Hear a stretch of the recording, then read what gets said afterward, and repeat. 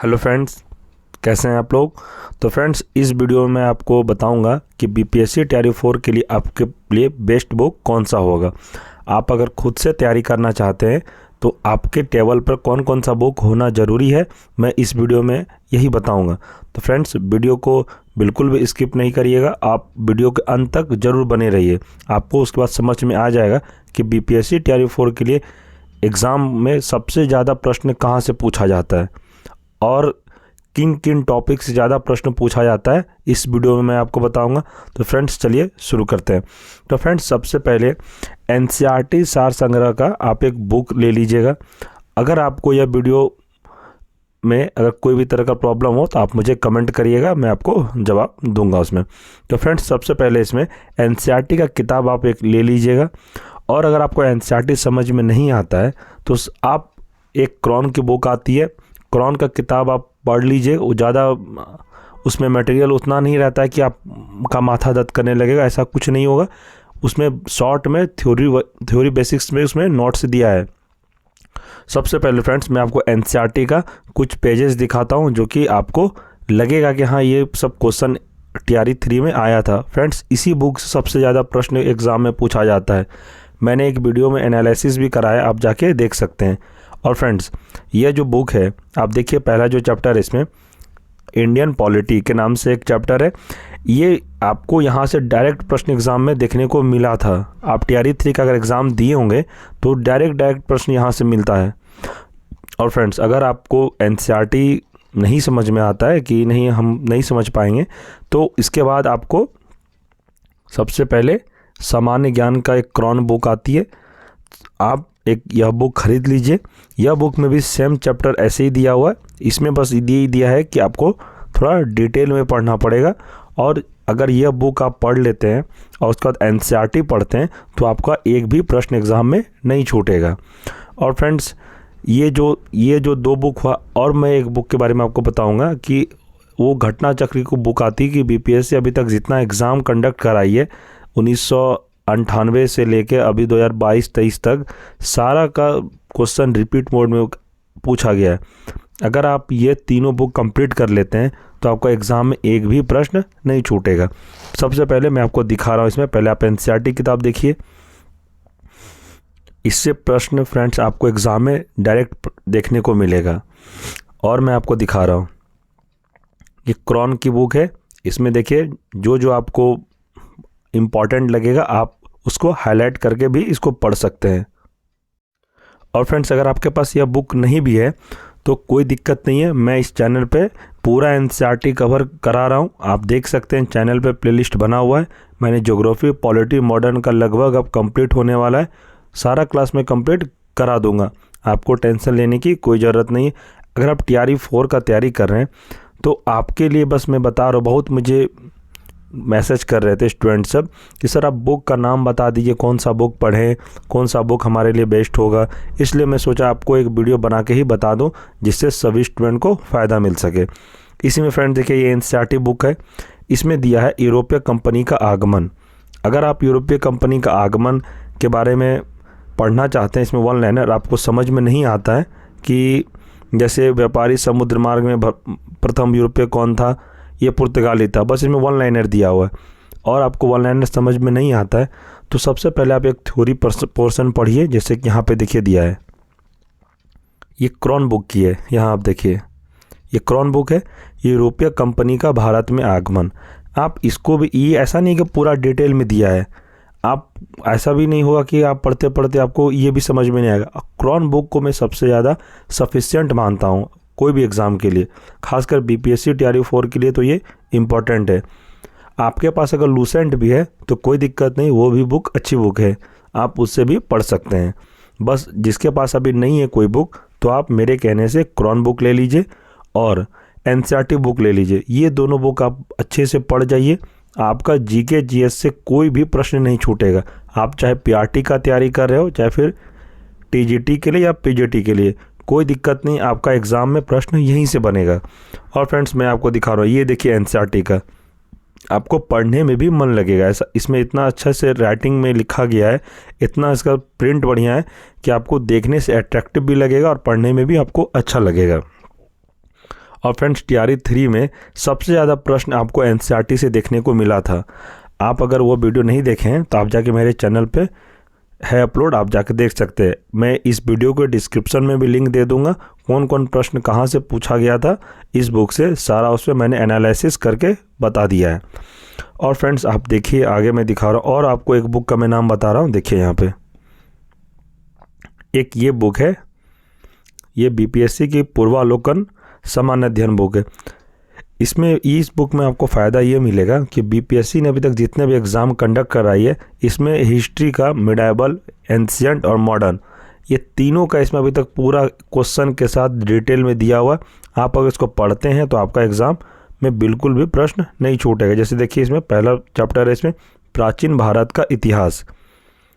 इसमें सबसे खास बात है फ्रेंड्स, यहाँ देखिए कि प्रश्न पूछा है भारत में पशुपालन एवं कृषि के प्राचीनतम साक्ष्य प्राप्त हुए हैं। तो इसका आंसर बताया गया मेहरगढ़ में।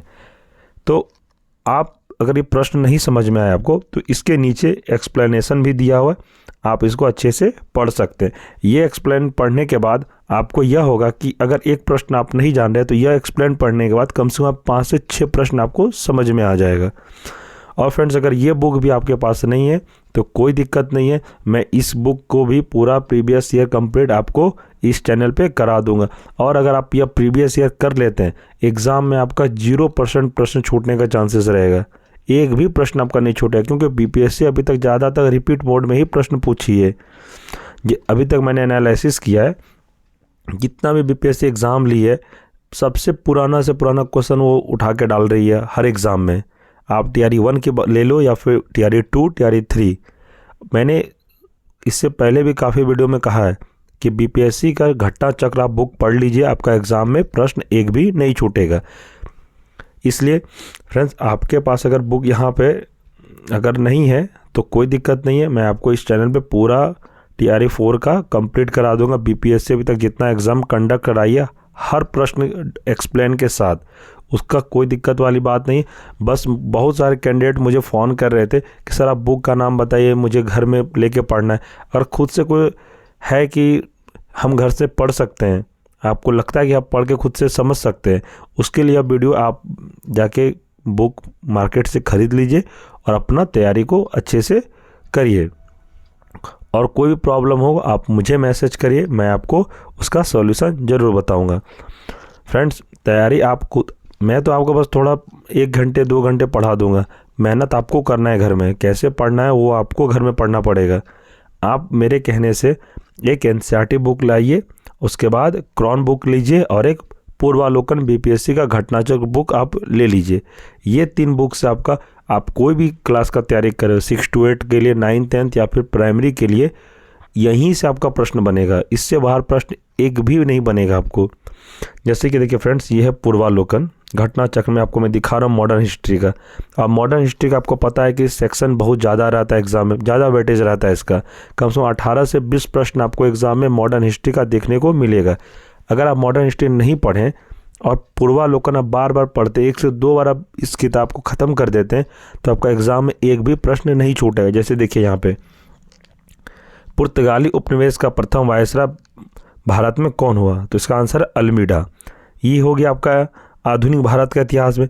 इससे भी जब हम लोग आगे जाएंगे राष्ट्रीय आंदोलन की तरफ, 1857 का क्रांति, कांग्रेस अधिवेशन, इंडियन एसोसिएशन पार्टी, और भी बहुत सारा प्रश्न है फ्रेंड, मैं आपको दिखा रहा हूँ। देखिए ये वाला प्रश्न जो बिहार से रिलेटेड है, पटना के 1857 के स्वतंत्रता संग्राम के नेता कौन थे? तो आपको याद है राजपूत कुंवर सिंह थे, जो कि जगदीशपुर के ये रहने वाले थे। जैसे देखिए यहाँ पे है ना दिया हुआ, पटना बिहार में जगदीशपुर के जमींदार कुंवर सिंह ने विद्रोह का नेतृत्व किया। उनकी जमींदारी कंपनी की नीतियां के कारण छीन गई थी।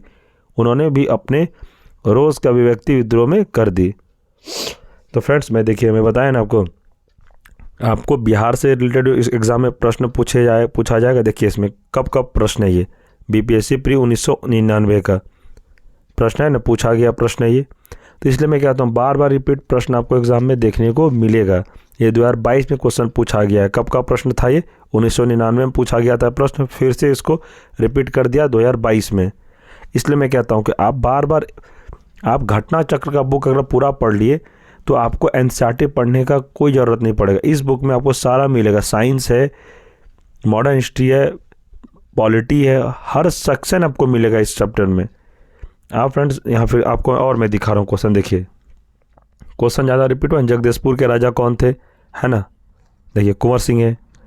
इसलिए मैं कह रहा हूँ कि अगर आप एनसीईआरटी नहीं पढ़ते हैं या फिर क्रॉन बुक भी नहीं पढ़ेंगे तो आप मेरे कहने से आप घटना चक्र की बुक कम से कम 3 से 4 बार आप इसको पढ़ जाइए, एकदम अच्छे से पढ़ जाइए। इसे पढ़ना नहीं है, अच्छे से पढ़ जाइए, जिसमें से आपका एग्ज़ाम में प्रश्न एक भी नहीं छूटा। और वो भी क्या, एक्सप्लेन के साथ पढ़ना है आपको। ऐसा नहीं कि आप बस एक रीडिंग मारे और आंसर पढ़ लिया हो गया, ऐसा भी नहीं करना है आपको। देखिए इसमें सारा क्वेश्चन आपको मैं दिखा रहा हूँ, है ना।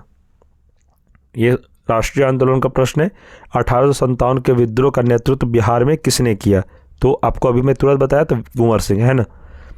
यही सब प्रश्न एग्जाम में आपको दोस्तों मिलेगा, एग्जाम में ज़्यादातर प्रश्न मिलेगा। जो TRE 3 का एग्ज़ाम दिए होंगे उनको पता होगा कि राष्ट्रीय आंदोलन से प्रश्न कितना पूछता है। आपको मैं दिखाता हूँ, कांग्रेस का भी प्रश्न इसमें है, कांग्रेस अधिवेशन से रिलेटेड। देखिए यहाँ पे, ये देखिए, भारतीय राष्ट्रीय कांग्रेस की प्रथम महिला अध्यक्ष कौन थी, है ना। इसमें श्रीमती एनी बेसेंट है। तो अगर आप ये क्वेश्चन अगर आप पहली बार पढ़ रहे हैं तो यह प्रश्न आप नहीं समझ पाए तो इसके नीचे एक्सप्लेन भी दिया हुआ है। देखिए, एनी बेसेंट अंगाल आयरलैंड से थी। वे वर्ष 1907 से 1933 तक थियोसॉफिकल सोसाइटी की प्रधान रही है। तो आपको प्रश्न देखिए, यहाँ एक प्रश्न आपका और बन गया कि जो एनी बेसेंट है वो थियोसॉफिकल सोसाइटी की प्रधान रही है। तो ये भी आपका प्रश्न एग्जाम में पूछ सकता है। इसलिए मैं कह रहा हूँ कि अगर आप एक प्रश्न का एक्सप्लेन पढ़िएगा तो आपको वहाँ पे 3 से 4 प्रश्न आपका क्लियर हो जाएगा। और आगे आपको दिखा रहे हैं, यहाँ देखिए, भारत में नारी आंदोलन की इनकी प्रेरणा से प्रारंभ हुआ। तो किनकी से, तो किसके कारण प्रारंभ हुआ था? तो देखिए, ज्योतिबा फूले के द्वारा।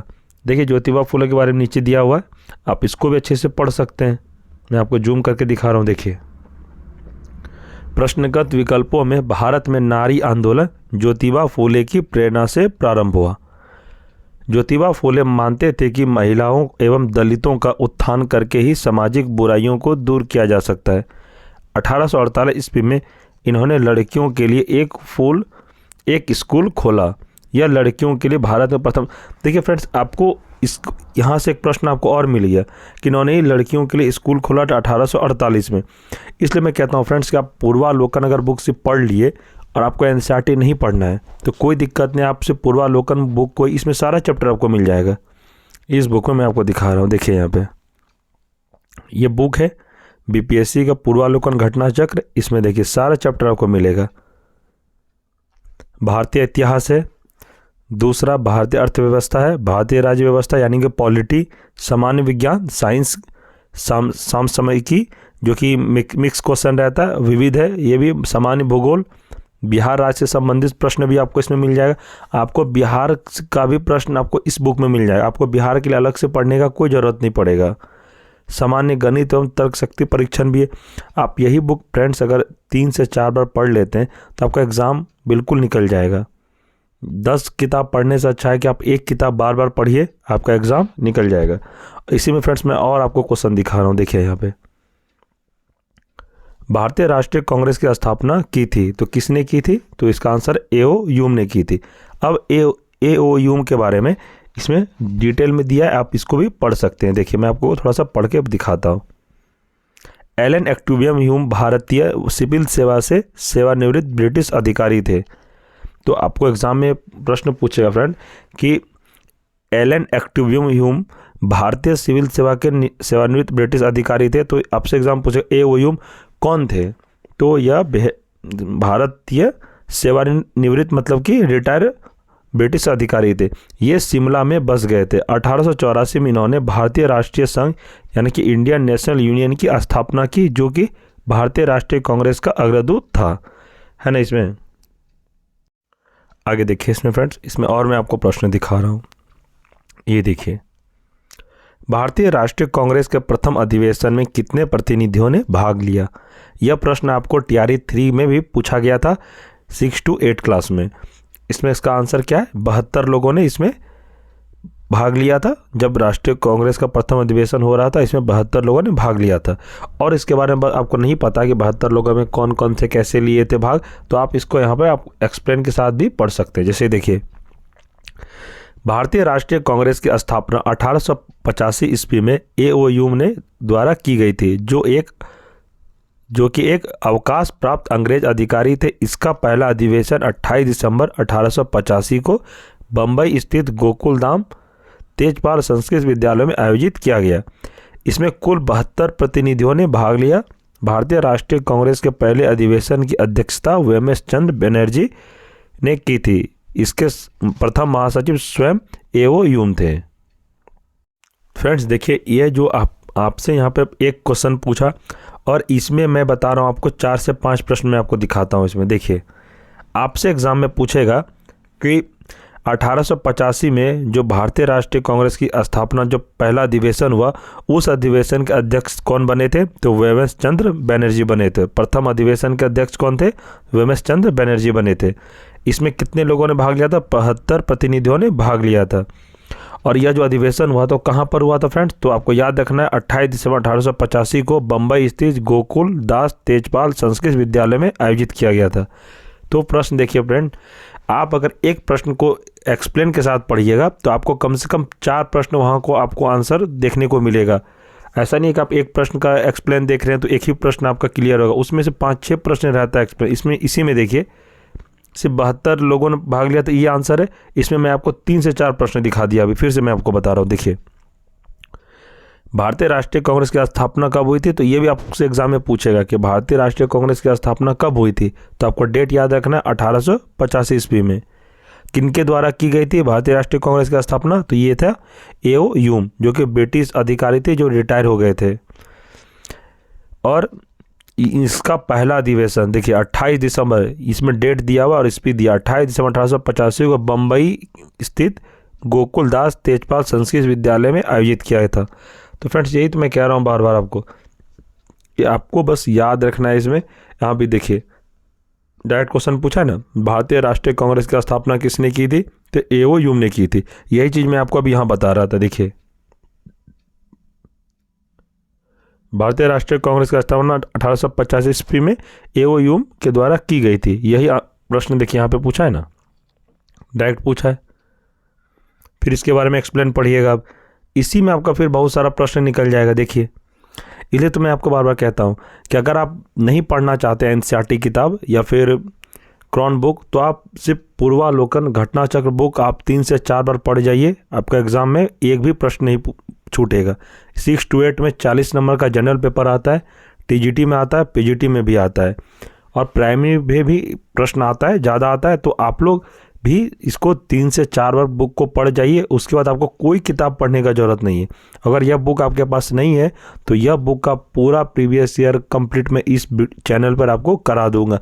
आज मैंने एक पार्ट कराया, कल के पार्ट में पूरा मॉडर्न हिस्ट्री कंप्लीट हो जाएगा। उसके बाद फिर मैं आपको मिडाइवल, एंशिएंट, पॉलिटी, साइंस, सारा चीज़ आपको प्रीवियस ईयर वाला करवा दूंगा।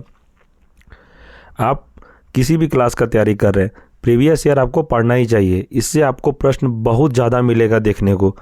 इससे बाहर आपका प्रश्न एक भी नहीं जाएगा। यहाँ भी देखिए प्रश्न पूछा है फ्रेंड्स, प्रार्थना समाज, यंग इंडिया, लोकहितवादी, सत्यशोधक समाज, रहनुमाई, इसमें बहुत सारा प्रश्न है। देखिए, और मैं आपको प्रश्न दिखा रहा हूँ। यहाँ देखिए, भारत में नारी आंदोलन इनकी प्रेरणा से प्रारंभ हुआ। तो किनकी प्रेरणा से? तो ज्योतिबा फूले। ये भी देखिए आप, और आपको दिखा रहे हैं।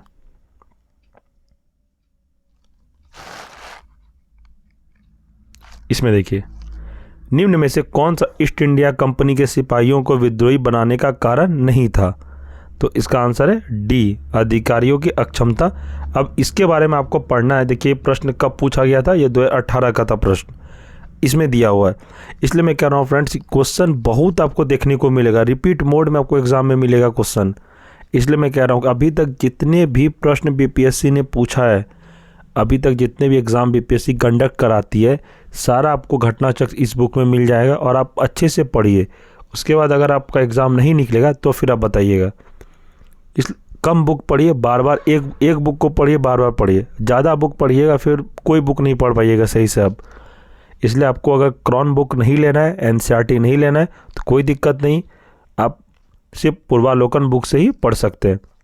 अगर यह सब किताब में आपके पास एक भी बुक नहीं है तो कोई दिक्कत नहीं फ्रेंड्स, मैं आपको इस चैनल पे सारा कंप्लीट करा दूंगा।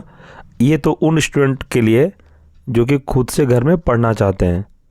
देखिए ये वाली बुक, उनके लिए मैं ये वीडियो बनाया था। अगर आपको खुद से पढ़ना है तो आप पढ़िए, इसमें पूरा डिटेल में एक्सप्लेन के साथ दिया हुआ है। और फ्रेंड्स TRE 4 का अगर आप यह बुक से पढ़ लेते हैं, आपका इससे बाहर प्रश्न तो नहीं जाएगा। इसके बाद अगर आप करंट अफेयर का पढ़ना चाहते हैं तो करंट अफेयर के लिए आप स्पीडी बुक को फॉलो करिए, वहाँ से आपका क्लियर हो जाएगा। और करंट अफेयर के लिए फ्रेंड्स आपको टेंशन लेने की ज़रूरत नहीं है। एग्ज़ाम से 10 से 15 दिन पहले मैं आपको इम्पॉर्टेंट सब प्रश्न, कम से कम 200 प्रश्न दूंगा उसमें, और उसी में से आपका प्रश्न एग्ज़ाम में देखने को मिलेगा। इसलिए करंट अफेयर का आप टेंशन छोड़ दीजिए। जिसको लगता है कि उसको पढ़ना चाहिए अभी से, तो आप पढ़ सकते स्पीडी का लेके। अगर आपके पास एडुटेरिया का भी है तो वो भी आप लेके पढ़ सकते हैं, कोई दिक्कत नहीं है। तो फ्रेंड्स यही मैं आपको बताना चाह रहा था इस वीडियो में। आपने अगर वीडियो को सही से देखा होगा तो आपको अच्छे से समझ में आ गया होगा कौन सा बुक आपके लिए ज़रूरी है और कौन सा बुक आपको लेना चाहिए। मैं तो कहूँगा फ्रेंड्स, अगर आप ज़्यादा बुक नहीं पढ़ते, बस इसी बुक को, पूर्वालोकन बुक को ही बार बार 3 से 4 बार पढ़ लेते हैं तो आपका एग्ज़ाम निकल जाएगा। इसमें सारा चैप्टर दिया है, आपको मैं एक बार जूम करके दिखा देता हूँ। देखिए पॉलिटी है, साइंस है, सब ज्योग्राफी है, बिहार राज्य संबंधित है, गणित है, हर कुछ है इसमें। आप दूसरा बुक नहीं पढ़ पाइएगा। इसी को अगर 3 से 4 बार पढ़ लीजिए। और फ्रेंड्स मैं आपको एक कुछ दिन के बाद, 2-3 दिन बाद मैं आपको एनालिसिस वीडियो दिखाऊंगा उसमें, जिसमें से प्रीवियस ईयर से कम 50% प्रश्न पूछा गया है सभी क्लास के लिए। प्राइमरी से लेकर PGT तक मैं आपको एक एनालिसिस वीडियो दूंगा सिर्फ प्रीवियस ईयर वाला। उसमें हर क्वेश्चन प्रीवियस ईयर से पूछा गया है। अगर नहीं होगा तो फिर मैं आपको, मुझे आप बताइएगा। 2 से 3 दिन में आपको वो वीडियो मिल जाएगा जिसमें से PRT से लेकर PGT तक में सारा प्रीवियस ईयर से क्वेश्चन पूछा गया है, इसी बुक से पूछा गया है। आपको मैं 2-3 दिन बाद वीडियो प्रोवाइड करा दूंगा, तब आपको पता चलेगा कि प्रीवियस ईयर बुक पढ़ना कितना ज़रूरी है। इसलिए फ्रेंड्स आपके पास अगर बुक, मैं तो ये भी कहूँगा अगर आपके पास बुक नहीं है तो उसका टेंशन आप नहीं लीजिए। ऐसा नहीं कि आपको ख़रीदना ही चाहिए। आपको अगर आप हैं कैपेबल हैं कि आप ख़रीद के पढ़ सकते हैं तो आप ख़रीद के पढ़िए घर में। अगर आप नहीं ख़रीद सकते हैं तो आप मेरे साथ यूट्यूब पर अच्छे से आप पढ़ाई करिए। मैं प्रीवियस ईयर BPSC का पूरा आपको कवर करा दूंगा।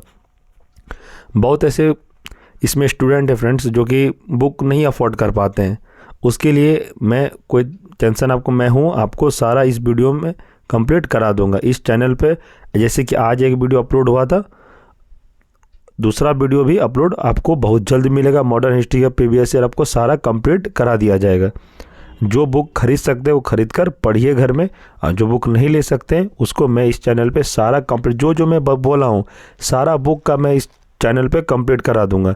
अभी मॉडर्न हिस्ट्री का चल रहा है क्लास, पॉलिटी का चल रहा है, ज्योग्राफी का चल रहा है, साइंस का भी स्टार्ट हो गया है। सबका प्लेलिस्ट बनते जा रहा है फ्रेंड्स, आप जाके वीडियो को देख सकते हैं। और एग्ज़ाम में आपका प्रश्न यहीं से पूछेगा। NCERT क्लास ही मैं ज़्यादातर आपको करा रहा हूँ। इससे ये होगा कि BPSC TRE 4 में जब आप एग्ज़ाम में बैठिएगा, आपको डायरेक्ट प्रश्न मेरे द्वारा जो क्लास कराया गया है, ज़्यादा से ज़्यादा आपको प्रश्न यहीं से मिलेगा। मैं आपको ये गारंटी के साथ कहता हूँ। अगर नहीं मिला तो फिर आप मुझे कमेंट करें, मुझे मैसेज करिएगा, सर जो आपने पढ़ाया था वो एक भी एग्ज़ाम में क्वेश्चन नहीं बना। इसलिए मैं कहता हूँ फ्रेंड्स कि आप अच्छे से पढ़िए और रिज़ल्ट एक सीट को बुक करिए। आप अगर देखिए क्रॉन बुक है, क्रॉन बुक अगर आप नहीं पढ़ना चाहते हैं तो क्रॉन बुक मत लीजिए। क्रॉन बुक उसके लिए जो थोड़ा डिटेल में पढ़ सकते हैं। अगर आप नहीं पढ़ना चाहते हैं तो कोई दिक्कत नहीं है। आपको अगर NCERT सीधा सीधी समझ में आ, जैसे ये NCERT है, आपको समझ में आ जाता है NCERT, तो NCERT पढ़िए आप। NCERT अगर आपको समझ में नहीं आता है, पहले आप क्रॉन को पढ़ लीजिए, उसके बाद NCERT पढ़िए। ये 2 बुक के बाद आप तीसरा बुक आप यही ले सकते हैं, घटना चक्र BPSC का। इसमें आपको पूरा डिटेल के साथ दिया है। एक प्रश्न के साथ साथ आपको 5 प्रश्न, अगर आप एक्सप्लेन करके पढ़ते हैं तो आपको 5 प्रश्न आपका क्लियर होगा। इसलिए फ्रेंड्स आपको बुक अगर लेना है तो ये 3 बुक आप ले लीजिए और अच्छे से घर में पढ़िए। और जो बुक नहीं ले सकते हैं उसको इस चैनल पे सारा यही सब बुक आपका कंप्लीट करा दिया जाएगा मेरे द्वारा। तो आप टेंशन बिल्कुल नहीं लीजिएगा। ये नहीं कि मैं आपको फोर्स कर रहा हूँ कि आपको बुक लेना ही है। आपको अगर बुक नहीं लेना है तो फिर भी आपका तैयारी अच्छे से मैं करा दूंगा। सारा आपको टेलीग्राम पे स्टडी मटेरियल मिलता रहेगा। जितना भी मेरे द्वारा क्लास लिया जाएगा सबका PDF आपको टेलीग्राम पर मिलेगा। और फ्रेंड्स, ये मत सोचिए कि जिसके पास बुक नहीं है वो एग्ज़ाम नहीं क्वालिफाई कर सकता। सारा इसमें आपको कवर करा दिया जाएगा। तो ठीक है फ्रेंड्स, आपको जो मैं समझाना चाह रहा था आप समझ गए। और फ्रेंड्स, अगर आप इस चैनल पर नए हैं तो चैनल को सब्सक्राइब कर ले और बेल आइकन को प्रेस कर ले। आप हमारे साथ जुड़कर BPSC Tier 4 का एग्ज़ाम की तैयारी अच्छे से कर सकते हैं।